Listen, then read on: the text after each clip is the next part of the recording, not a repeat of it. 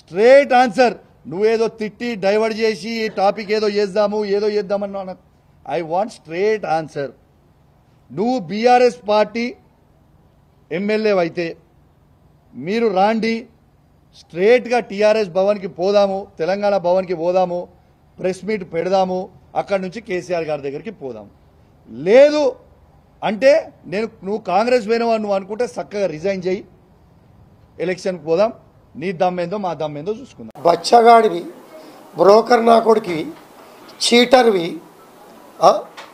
Delhi to Hyderabad ఎమ్మెల్యేల ఫిరాయింపుల కోసం ప్రయత్నాలు చేసి మీడియేషన్ చేసిన నా కొడుకువి, పార్టీల ఫిరాయింపు గురించి మాట్లాడే నైతిక నీకు హక్కు ఎక్కడుందిరా?